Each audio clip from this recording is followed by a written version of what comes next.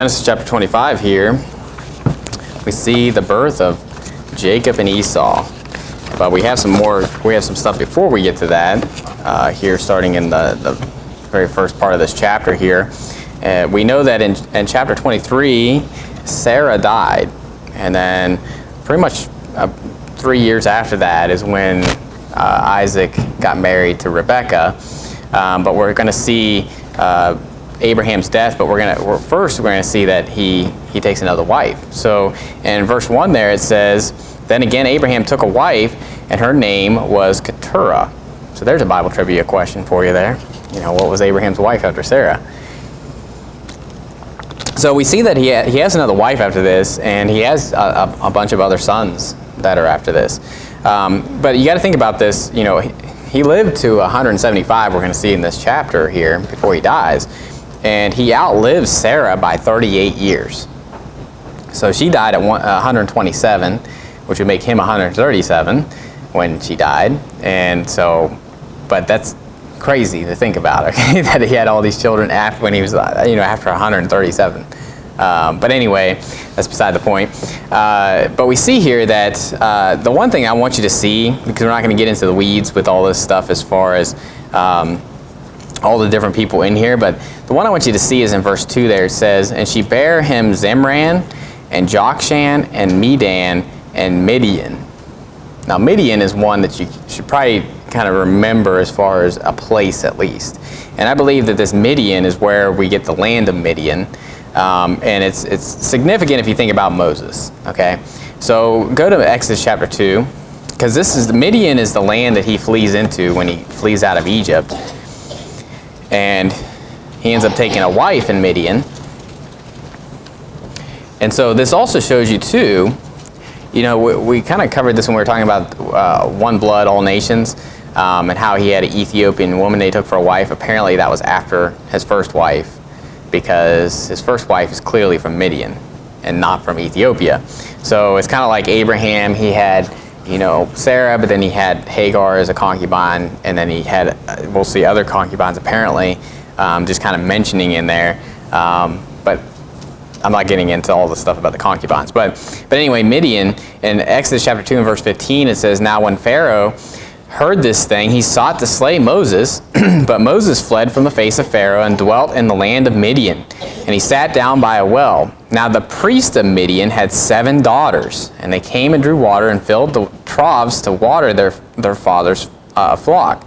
And the shepherds came and drove them away, but Moses stood up and helped them and watered their flock." So if you know the story, he fled, but then he helps them at the well there. Verse 18 it says, "And when they came to Reuel their father, he said, How is it that ye are come so soon today?" And so basically his daughters came to him. Now what's interesting is that name, does that sound that familiar? You're probably thinking of Jethro. Now Jethro is the same person. That's what we're going to see.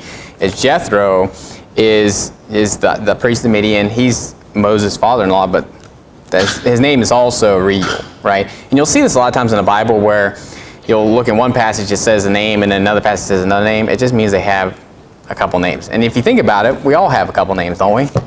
Most of us have middle names. So to say, someone can't have a different name, or some people have surnames, right? Simon, surname Peter. Simon Peter. And so we have surnames. My last name is Robinson. That's my surname. And so it's not that out of the ordinary when you see that in the Bible, and you see one place he's called this and another place he's called this.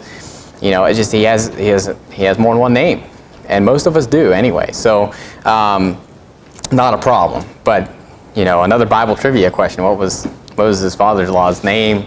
What's his other name, right?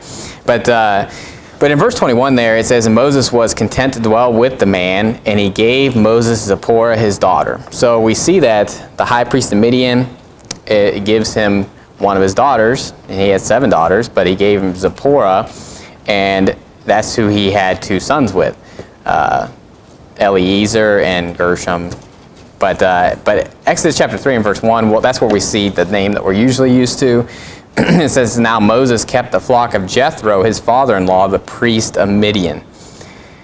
And it says, "And he led the flock to the backside of the desert and came to the mountain of God, even to Horeb." So That also tells us where the mountain of God's at, Horeb, all that stuff. But all that to say is that when you see these names sometimes, you can see where it came from. So you know what that tells me is that Zipporah is a long-distance relative of Moses, because they go back to Abraham. Okay? So they're not that far out of the line as far as they go back to Abraham. It's just, obviously Ishmaelites go back to Abraham, and all these other people come back to Abraham, Jokshan and Medan and all those. So, but they're obviously not of Sarah, so they're not of Isaac. But just wanted you to see that, so when you're reading through Exodus and you see Midian, it's not like someone completely estranged from the group of people that we're dealing with. And so it's not that out of the ordinary that he'd marry someone from Midian. But Genesis chapter 25, verse 5, we see here that Abraham gave all that he had unto Isaac. Okay, so Isaac was the heir. And so that's what we saw with Hagar. Remember that he cast out the bondwoman and her son, because the son of the bondwoman shall not be heir with the son of the free woman, right? That we saw that in Galatians chapter 4. We saw that in Genesis as well. But here it says in verse 5, and Abraham gave all that he had unto Isaac, but unto the sons of the concubines which Abraham had, Abraham gave gifts and sent them away from Isaac his son, while he yet lived eastward unto the east country. So when he was still living, he sent all those sons away. He gave them gifts, but he gave all his inheritance to Isaac. Okay. Now, I'm not really getting into concubines tonight, but a concubine, a lot of times, it's someone that's a wife, but they're of lesser status. Okay.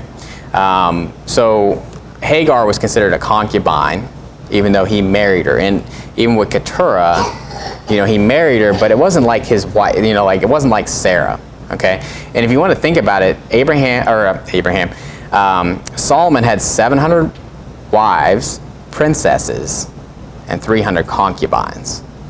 Notice how it puts princesses with the wives, and then the 300 concubines are not princesses. Okay, so I believe that he still married them, but there's a lesser. Now, obviously none of that's right, okay? I'm not defending concubines here, but a lot of times in the Bible, and sometimes a concubine could just be someone that is like a living girlfriend, so to speak, but sometimes they are married. It's just the fact that they're not a high-level status, okay?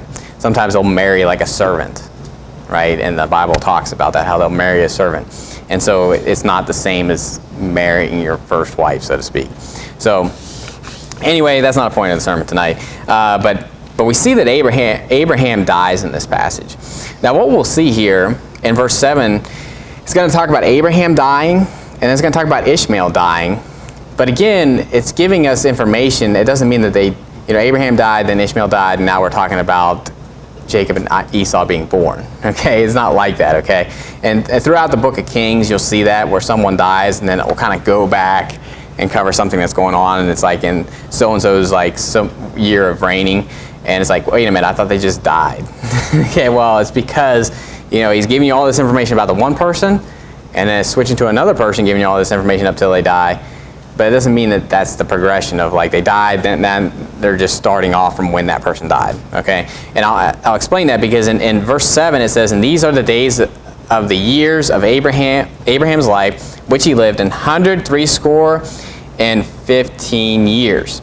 And Abraham gave up the ghost and died in a good old age, an old man in full years, and was gathered to his people. And his sons Isaac and Ishmael buried him in the cave of Machpelah in the field of Ephron, the son of Zohar, the Hittite, which is before Mamre, the field which Abraham purchased of the sons of Heth. There was Abraham buried.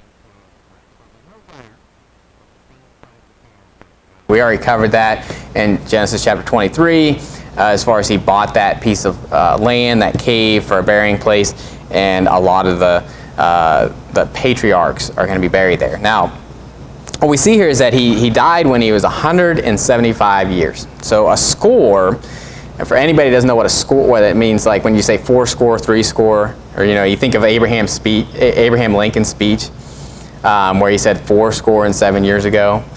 Well, a score is 20, so 4 times 20 would give you 80, right? So 7 would be 87 years ago, right? So obviously when he was giving that speech 87 years ago, he was talking about the Declaration of Independence and all that stuff. But, when I was younger, when I'd hear that, I'm like, what in the world is he talking about? It's like someone just speaking like another language to you, right?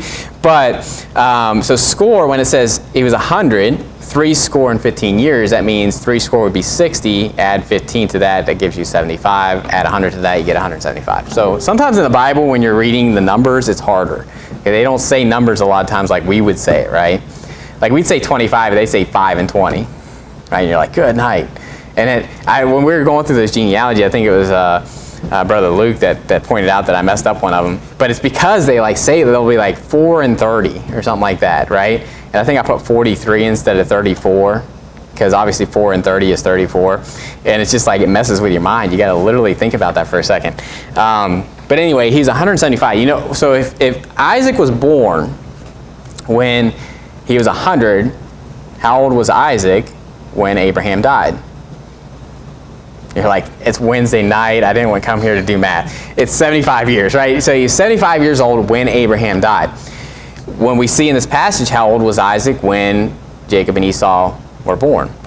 He was 60 years old. That means that his boys were 15 years old when Abraham died. Okay? So we see him dying here, but he was there when they were born. Okay? So I just want you to see that. Sometimes you read over that and you don't really see it, and you think Abraham's already gone before Jacob and Esau are born. And when we get into Isaac, we're going to see that, I mean, he lives a long time. He lives 180. And it's interesting because, the boys, he's like, I don't know the day of my death. And it's like, well, it's like 100 years from now. No, it's not that far, but it's close. I mean, it's like, good night. That was a long ways away. You really misjudged that, Isaac, as far as when you're going to die. But anyway, so he was gathered to the same place that his wife was. So we see at the very beginning here in Genesis, we talked about with the burying, but being buried with your family, you see it all the time where we have my family has that where there's a place to where my grandfather's buried, where my dad's twin brother's buried, where my grandmother's buried, and so kind of having a family burial spot. And when you go through the book of Kings and all that stuff, you'll say that they slept with their fathers. That's what it's talking about, right? Is they be buried with their fathers. So they're being buried where their father, their grandfather, their great-grandfather, and all that stuff. So, but going back to Genesis 25 and verse 11, and a lot of this stuff is just self-explanatory, what we're seeing here, right? But we're going to get into Ishmael here. And so in verse 11 it says, "And it came to pass after the death of Abraham that God blessed his son Isaac, and Isaac dwelt by the well Lahai-roi." So we see here that God is blessing Isaac, and Abraham gave Isaac all that he had because he's the heir. But now we get into Ishmael, and if you remember, there was a promise in Genesis chapter 17 that he was going to have 12 princes. If you want to look back at that before we read what actually happens here. But in Genesis 17 verse 20, and it says, "As for Ishmael, I have heard thee, behold, I have blessed him, and will make him fruitful, and will multiply him exceedingly. 12 princes shall he beget. I will make him a great nation. But my covenant will I establish with Isaac, which Sarah shall bear unto thee at this set time in the next year." So obviously this was before Isaac was born, but he was promising, that Ishmael is going to be a great nation. He's going to have 12 princes. Well, this is where this comes true. So in verse 12 of Genesis 25, it says, "Now these are the generations of Ishmael, Abraham's son, whom Hagar the Egyptian, Sarah's handmaid, bare unto Abraham. And these are the names of the sons of Ishmael, by their names, according to their generations. The firstborn of Ishmael, Nebai, Joth." Yeah, good night. That's why I had Brother Eric read these, right? And it says, "And Kedar, and Adbeel, and Mibsam, and Mishma, and Duma, and Massa, and Hadar, and Tema, and Jader, and Naphish, and Kedemah." So 12 of these. It says in verse 16, "These are the sons of Ishmael, and these are their names by their towns and by their castles. 12 princes according to their nations." So it's just interesting, they have castles. So Apparently, they had castles way back then, right? So I don't know what that, if that meant stone castles, like you would see in England or something like that. But anyway, 12 princes, isn't that what it was said in Genesis chapter 17? So God is another prophecy fulfilled. And that's what you see throughout the Bible. You see God's promising something, and then it comes true. God promises something, it comes true. And so 12 princes, just like he said. And in verse 17 there it says, and these are the years of the life of Ishmael, 137 years. And he gave up the ghost and died, and was gathered unto his people. And they dwelt from Havilah unto Shur, that is before Egypt, as thou goest toward Assyria. And he died in the presence of all his brethren. So we see that Ishmael dies at 137. Isaac's going to outlive him by a lot. Now Isaac is obviously about 14 years younger than him, right? But even so, he lives to 180. So, but obviously Ishmael was alive when Jacob and Esau were there and all this other stuff. So again, we see Abraham died, Ishmael died, but they were here when we get into the story about Rebekah conceiving and having children. They're all still alive. Okay, so that's just how the Bible reads a lot of times, is that it gives you all the information about one person up to their death, and then it starts over with another person up to their death. But obviously, those things overlap if you're to look at it. So, but we see the birth of Jacob and Esau here in verse 19. It says, and these are the generations of Isaac, Abraham's son. Abraham begat Isaac, and Isaac was 40 years old when he took Rebekah to wife, the daughter of Bethuel the Syrian, of Padan Aram, the sister of Laban the Syrian. Now, first of all, to see there is that both Bethuel and Laban were Syrians. Okay, and so just an idea as far as where did Isaac, or where did Abraham come from, right? Because Abraham, remember that Rebekah was sister to Laban, and her father was Bethuel. And so Rebekah came from Syria. And that was, her grandfather would have been Nahor, which was Abraham's brother. Okay? And so you can see that connection with Syria. Okay? And so this whole idea, like people, they look at Syria today, and they look at Libya, and they look at all these other places, and it's like, they're like, oh, we're the Jews and all this stuff. Where do you think you came from?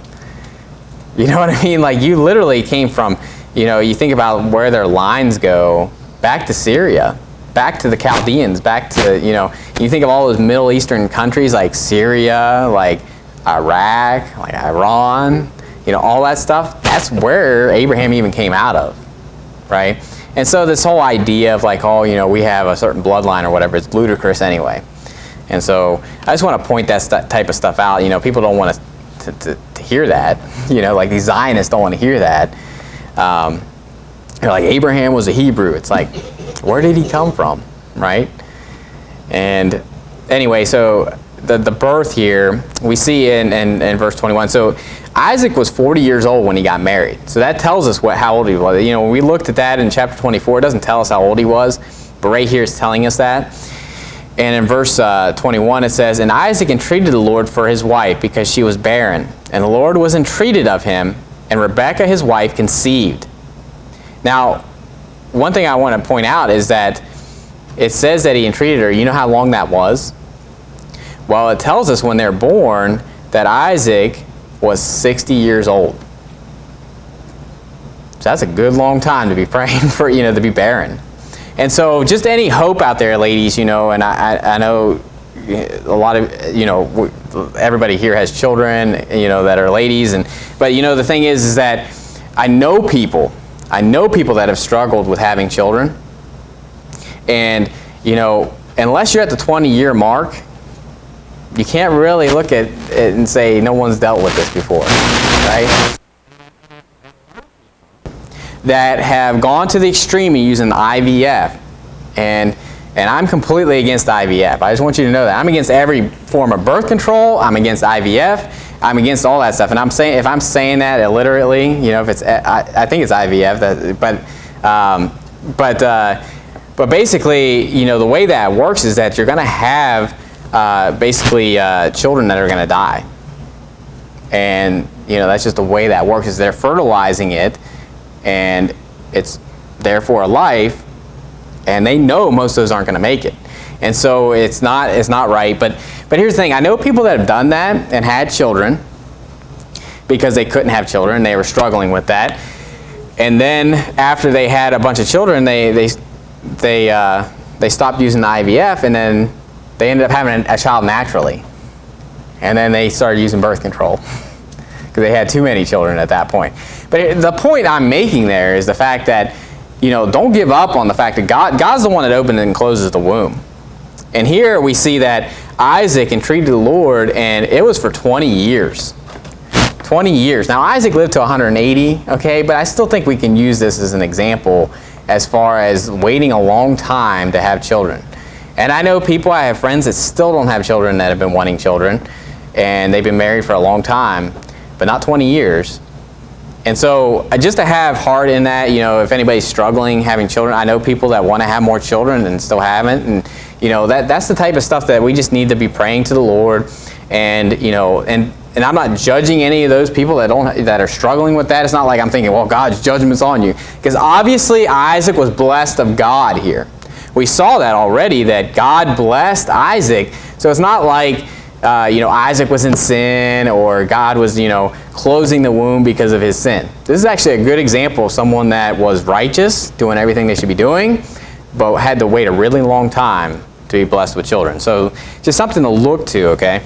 Now, as we go on here, she conceived. Verse 22, it says, and the children struggled together within her, and she said, if it be so, why am I thus?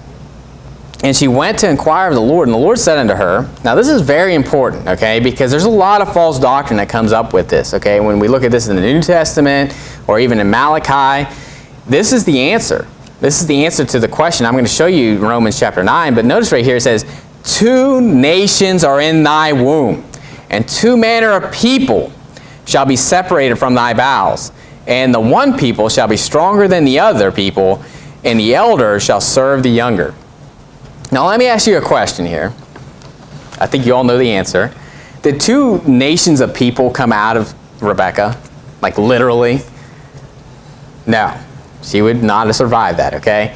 So we know that it was just Jacob and Esau that were born. But when he says the elder shall serve the younger, what's that talking about? Is that talking about the physical man Jacob and the physical man Esau? Well, unless you can prove to me that they were literally nations, right? That one person, and it says people, not person, right? So everything's plural there. 2 nations, manner of people. And so when it says the elder shall serve the younger, it's talking about the nations that are going to come out of these 2 men. It's very important when we go to Romans chapter 9. And I know we've already covered this in our Romans series, but we're going to talk about it just for a second here. And we talked about it in Obadiah when we were talking about what it means when it says, Jacob have I loved, but Esau have I hated. And that's when it says that, Jacob have I loved, but Esau have I hated, it's pointing back to this passage here, okay? And this passage actually gives you a lot of clarity, because if you're just reading Romans chapter 9, this is where the Calvinists come in and say, hey, Esau was damned before he was even born. That's what Calvinists believe. But that's not what the Bible's teaching here, okay? In verse 10 of Romans chapter 9, it says, and not only this, but when Rebekah also had conceived by one, even by our father Isaac, for the children being not yet born, neither having done any good or evil, that the purpose of God according to election might stand, not of works, but of him that calleth, it was said unto her, the elder shall serve the younger, as it is written, Jacob have I loved, but Esau have I hated. Now, if you're just to read this without knowing what it's calling back to in the story that we just read, you can look at this and say, that's interesting, meaning that he chose Jacob before he was born and he damned Esau before he was born. But that's not what's talked about here. Clearly, when you go back to the story, what are we talking about? Nations. And so what did he choose? What was chosen? What was elected before they came out of the womb, before they did neither good or evil? The nations, that Israel, that Edom would serve Israel. That Esau would serve Jacob as a nation, right? And we saw that dichotomy in Obadiah when we talked about, Jacob have I loved, but Esau have I hated, when you're talking about the children of God and the children of the devil, right? And that's what we're picturing. That's a parallel that's being shown there. So we have the physical nations that are going to come out of these two men. We have Edom and we have Israel. And those two nations are obviously going to physically kind of show that, right? Because Israel is supposed to be the chosen people of God that are given the oracles of God, and they're supposed to be the light to the world, right? And Edom pictures the children of the devil and those that God hates, right? As a nation as a whole, right? But doesn't that mean that everybody that came out of Edom, was a reprobate? No. Does that mean that everybody in Israel back in the Old Testament was saved? No, but it's what they represented. And as a whole, in their time, that's what God wanted it to be. He wanted Israel to be that nation that he was going to use, that he blessed, that he loved. And obviously they missed the mark quite a few times throughout their history, right? But that's what this represents. So when we see this story of two nations in his womb, that's what it's talking about in the New Testament when it says, Jacob have I loved, but Esau have I hated. He's talking about the nations, not the people in general, okay? Because I believe Esau personally was a saved man. I believe he was a worldly saved man, right? But I believe he's a saved man that made a lot of mistakes, okay?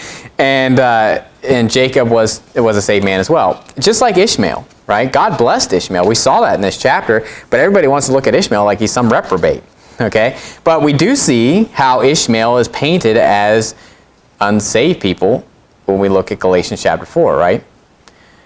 And Ishmael made mistakes, right? But God blessed him, and he blessed him with a great nation. And so the same thing with Esau is going to have a nation of Edom, but it's his descendants that are going to go into this, these sins that they're talking about, or the fact that God's going to hate this nation, right? And Jacob the same way. And what we'll see, when we get to Jacob and Esau, when they grow up and all the stuff that goes on with them, show me where Esau is serving Jacob. I'll show you a whole chapter where he calls Esau. He says Jacob calls himself Esau's servant and bows down to him, right? And he was afraid of him and all this stuff. I mean, so show me again where that lines up as the people, as the individuals, okay? And so Jacob's going to make a lot of mistakes, okay?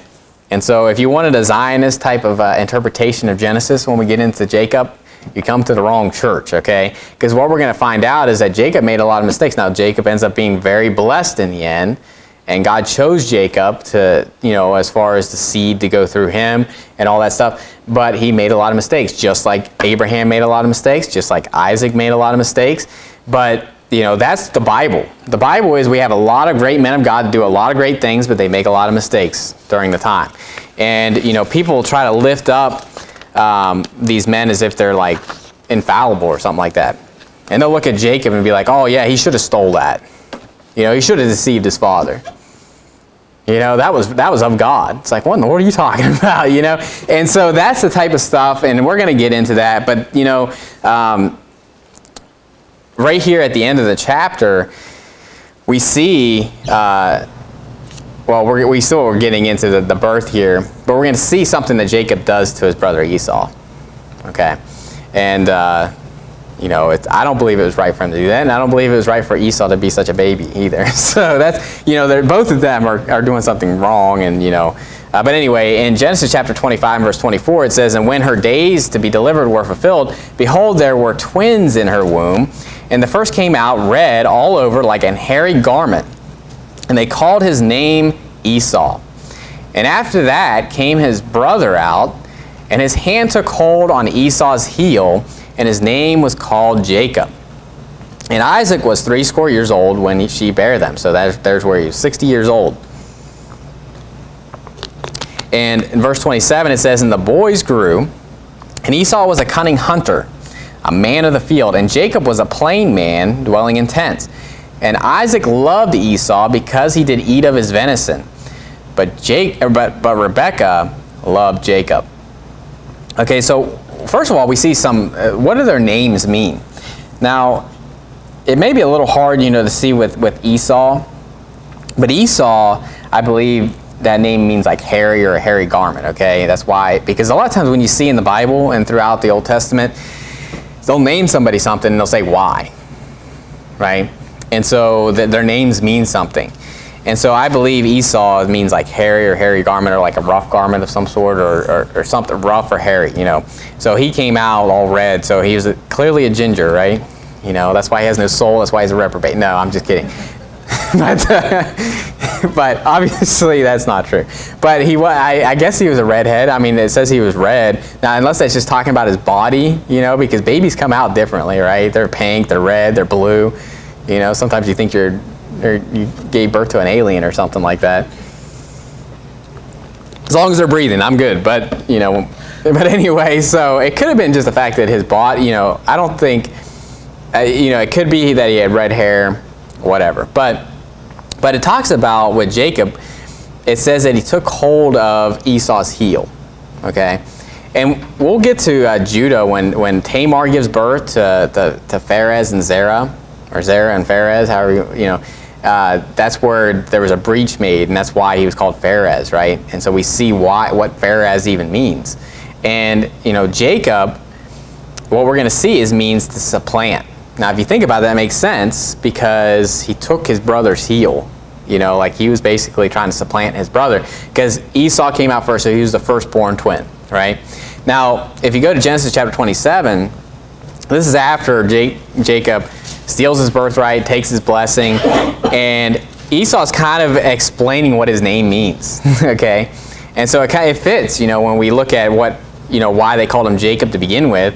But in Genesis chapter 27, verse 36, it says, "And he said, Is not he rightly named Jacob, for he hath supplanted me these 2 times." So I believe Jacob means to supplant, okay? And you can see that with the fact that he's trying to pull back his brother back in. He's trying to get out himself first, right? And so, you know, Jacob means to supplant. Now, what we'll find out in this chapter is Esau gets his new name. So both of them, Jacob and Esau, are going to be named by different names later on.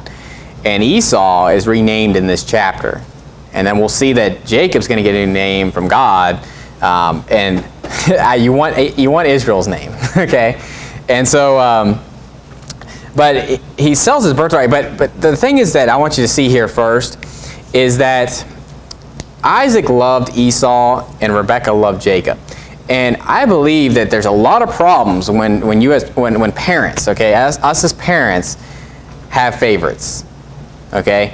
It never turns out good when this happens. It doesn't happen good with Jacob and Esau. It doesn't happen good with Joseph and his brethren, as far as having favorites, showing favoritism to your children, okay? And obviously there's going to be children that you I don't want to say you like the things that they do more. And notice why why Isaac likes or loves Esau. Notice first of all, it says that Esau was a cunning hunter, but Jacob was a plain man. Plain meaning like, you know, if you had like plain bread with nothing on it, you know what I mean? Like plain. Like there's nothing special if you think about that about him. And you can think about fathers that have children and they have that like all-star football son, and then they have the other son that like isn't good at sports at all, right? That's what I think about here is you have Esau, who's a very cunning hunter, man of the field, right? He's very talented. And Jacob's just kind of like, he doesn't have like these outgoing talents, right? You know, where he's just really gifted at doing something, right?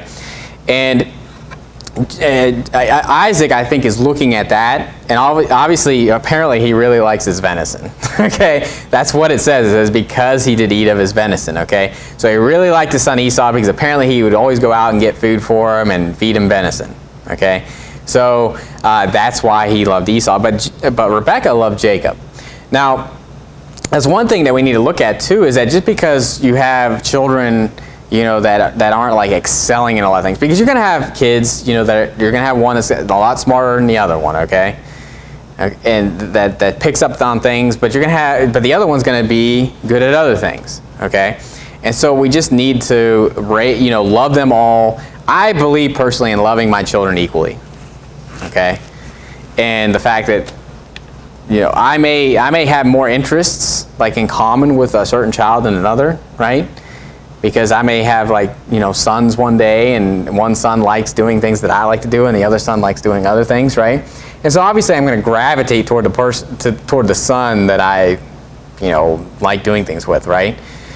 But that doesn't mean that I should love that son or elevate that son above the other, okay? And so we just need to remember that as we're raising our children, that we don't always compare them to each other, okay? Because what we'll see is that Jacob's heart is a lot better than Esau's. Even though Jacob didn't have all these talents of hunting and all these skills that Esau had, he obviously had a better heart as far as following God than Esau did. Jacob wasn't a fornicator. Jacob didn't give away his birthright for one morsel of meat, right? I'm going to show you here. And so obviously Rebekah was more so looking at Jacob's heart, and Isaac was more so looking at Esau's skills. Okay? And what does God look at? God looks at the heart. And also Rebekah knows if she gave birth and had, God told her that the elder shall serve the younger.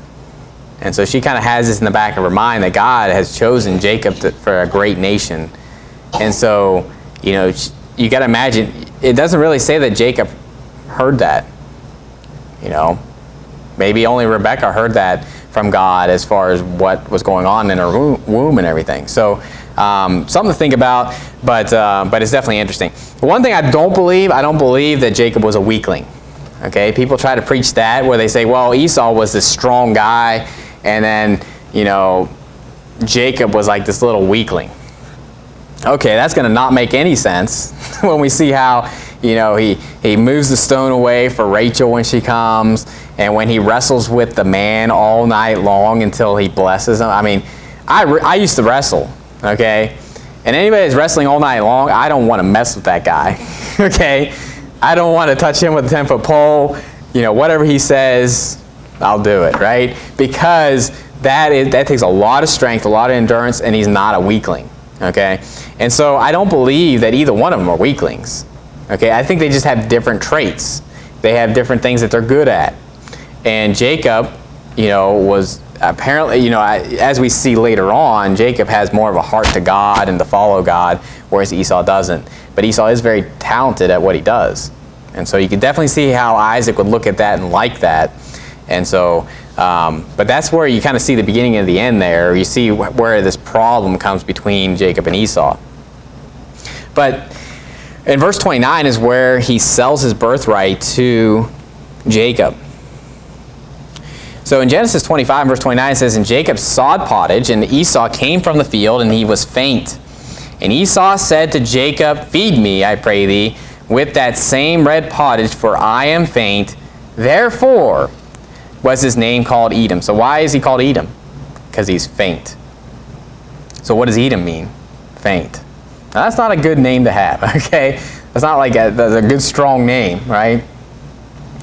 He went from being known as like a hairy man, like a manly hairy man, he definitely had hair on his legs, right? To faint, right? And so that's not a good name to be called, to take that name upon yourself, right? And in verse 31 it says, "And Jacob said, Sell me this day thy birthright. And Esau said, Behold, I am at the point to die, and what profit shall this birthright do to me? And Jacob said, Swear to me this day. And he sware unto him, and he sold his birthright unto Jacob. Then Jacob gave Esau bread and pottage of lentils, and he did eat and drink, and rose up and went his way. Thus Esau despised his birthright." Now I see a problem here, first of all, in the fact that he gave up his birthright for lentils. Okay, I'm not a bean person personally, and so if I'm giving up my birthright, you better have like a steak and potatoes in front of me. But no, obviously, what you got to think about with this, okay?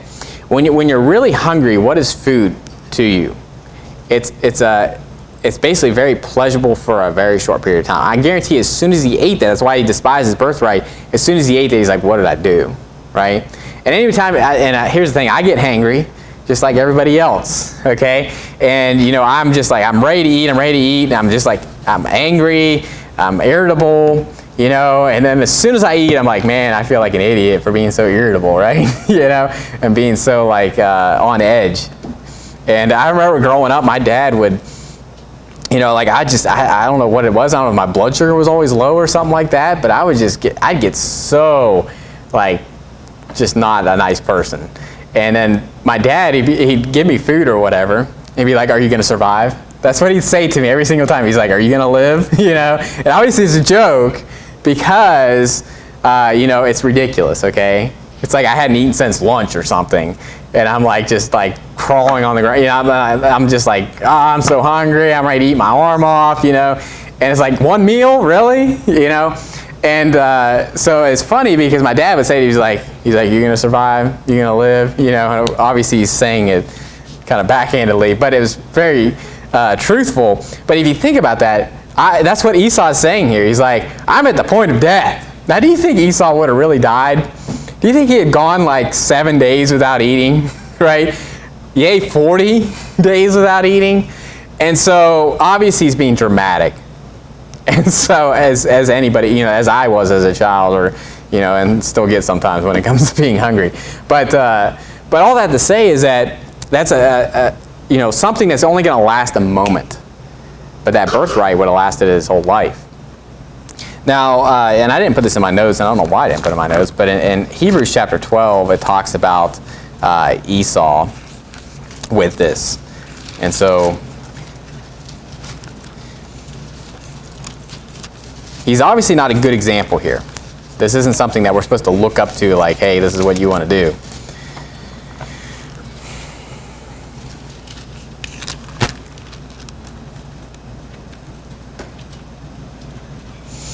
And starting there in verse 14, Hebrews chapter 12, verse 14, it says, follow peace with all men and holiness, without which no man shall see the Lord. Looking diligently, lest any man fail of the grace of God, lest any root of bitterness springing up trouble you, and thereby many be defiled. Lest there be any fornicator or profane person as Esau, who for one morsel of meat sold his birthright. For you know how that afterward, when he would have inherited the blessing, he was rejected, for he found no place of repentance, though he sought it carefully with tears. Now, this is talking about his birthright being sold, but obviously also into the blessing, which we haven't got to yet. And so that's why he said twice, 2 times, has he supplanted me, because it's 2 things. So we see here, for one morsel of meat, he sold his birthright. Okay, so he's not a good example. Okay, and why is it linking fornication with that? Because fornication is something that is just a momentary pleasure that's you're going to completely regret the moment you do it. And so that's something that it's interesting how fornication is so linked to like eating food. And you think about junk food, you think about things you shouldn't eat and all that stuff, and how it's just this momentary pleasure. It's pleasurable for a season. And isn't all sin like that? But fornication is one of those where, you know, it's pleasurable for a season, but then the repercussions of that last you a lifetime. But, you know, with this, obviously when you're eating like a Twinkie or something like that, you know, it's not as extreme. You know, if you're like dieting and you like go off the train and you start eating like some junk food, it's not as bad as giving up your birthright, which is what Esau did. Okay, so for one morsel of bread, but it links that to it. Think about that. Fornication's linked to basically giving up your birthright for one morsel of meat. So stay pure until you're married. You know, it's something that the Bible says, flee fornication. It's only pleasurable for a moment. You'll completely regret it, and you know it's not gonna be worth it. It's never worth it. And obviously Esau would agree with you that it was not worth it for that one morsel of meat to lose his birthright. And so what does this birthright mean? Okay? You may wonder, you know, have you ever read through the Bible and you're like, they're talking about a birthright, then they're talking about a blessing. You know, what does all this stuff mean when it's talking about that? Go to 1 Chronicles chapter 5. Because I was always kind of perplexed at this, okay? Because we know that Jacob is in the lineage of Jesus' lineage, right?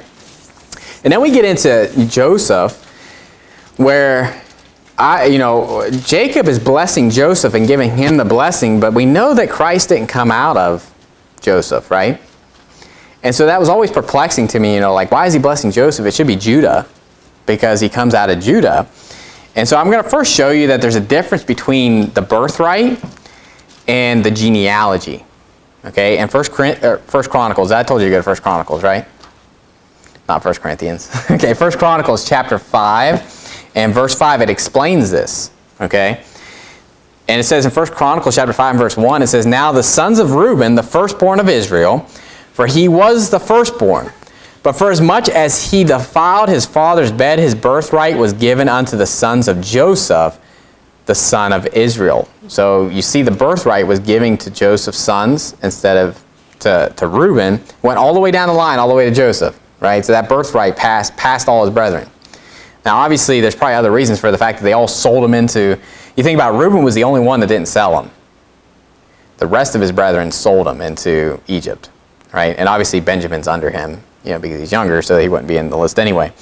But it says, "And the genealogy is not to be reckoned after the birthright." So you see how those are separate? And notice what it says, "For Judah prevailed over his brethren, and of him came the chief ruler, but the birthright was Joseph's." And so what's the birthright, though? So we see that there is a difference between the genealogy and the birthright. And Deuteronomy chapter 21, go to Deuteronomy chapter 21. So I believe that when we see this, the birthright, the blessing, and the genealogy are three different things. Because sometimes you'll look at the blessing and think that it's kind of linked with the birthright, because I believe Joseph and his sons got the blessing, but I believe they also got the birthright. Okay? But what is the birthright? I meant to read this first, but anyway, you'll get the point. But in Deuteronomy chapter 21, verse 15, it says, "If a man have two wives, and one beloved and another hated, and they have borne him children, both the beloved and the hated, if the firstborn son be hers that was hated, then it shall be, when he maketh his sons to inherit that which he hath, that he may not make the son of the beloved firstborn before the son of the hated, which is indeed the firstborn. But he shall acknowledge the son of the hated for the firstborn, by giving him a double portion of all that he hath. For he is the beginning of his strength, the right of the firstborn is his." So what is the birthright? Well, obviously it's pertaining to the firstborn, and obviously that can be taken away because it was with Reuben and what he did. But what is the right of the firstborn? It's a double portion. Okay, so both sons are getting something, even in this case where he has two wives, one's hated, one's loved, right? And he's basically saying it doesn't matter, whichever one's first, then that's the person that should get the birthright. But it's a double portion of the inheritance. Okay, so when Esau sold his birthright, what did he sell? A double portion of the inheritance from their father. The blessing, what you'll see, is something different. The blessing is just a blessing. He's not really saying you're getting in my inheritance. He's just blessing him, like asking God to bless him and giving him authority. Okay? So there's a difference between the blessing and the birthright. But there's also a difference between the genealogy. And so this is where people will get into the fact of, okay, well, Jacob, he had to steal it, because Isaac was going to give it he was going to give his blessing to Esau, right? There's no doubt that if he wouldn't have gone and done all the stuff that he was doing, he's going to give him the blessing. But, obviously he supplanted his brother and he turned it around. But here's the thing. The genealogy, if you're looking at the blessing as far as being the genealogy of who the seed of Christ would come through, then you're putting it in the man's hands to make sure that's done right. Okay? The genealogy clearly goes through Jacob. And it wouldn't have mattered if Isaac would have given the blessing to Esau, that genealogy still would have went through Jacob, because that's who he chose. And so, but go to Genesis chapter 49. This is the last thing I'm going to show you. Because we know it goes through Judah, even though Judah wasn't the firstborn, and Judah didn't receive the blessing. So he didn't get the birthright or the blessing, but we know that Christ is he's the line of the tribe of Judah, right? And obviously who came out of Judah? David the king. So all throughout the New Testament it's talking about how he's the son of David, the seed of David. And so that's all of Judah. And so, but Genesis chapter 49, when Jacob gives basically his account of all his sons and what they're going to do and all that stuff, he knows this to be true, that it's going to go through Judah. And so this is the genealogy of the Christ that was to come. And so that's interesting. Why did it say the genealogy is to be counted, not of the birthright? It's, they knew back then that what's the genealogy for, right? Usually when you're looking at genealogy, you're going backwards.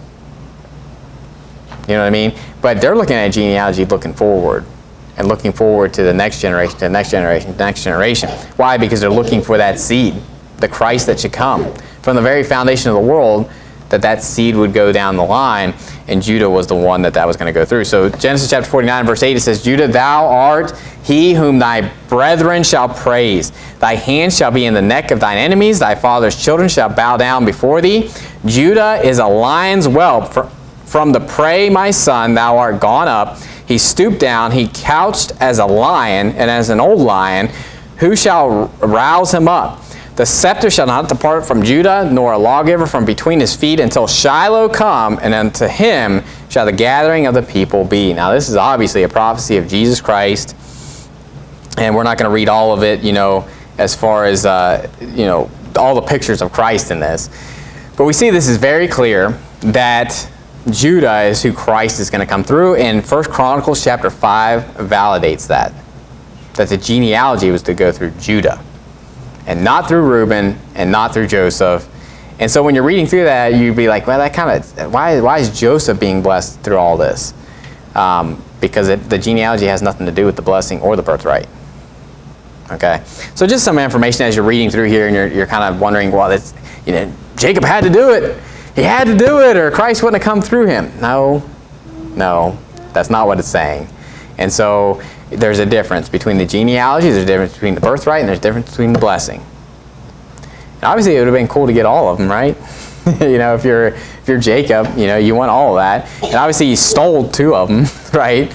But the genealogy wasn't something that you can steal, right? It's either God chose the line to go through them or not. So, but let's end with a word of prayer. This is Genesis chapter 25, the birth of Esau and Jacob. Dear Heavenly Father, Lord, we thank you for today. And Lord, just pray that you be with us throughout the rest of the week as we go to work, but also as we go soul winning. And Lord, just pray for safe travels, especially if it's raining. And Lord, we love you and pray all this in Jesus Christ's name. Amen.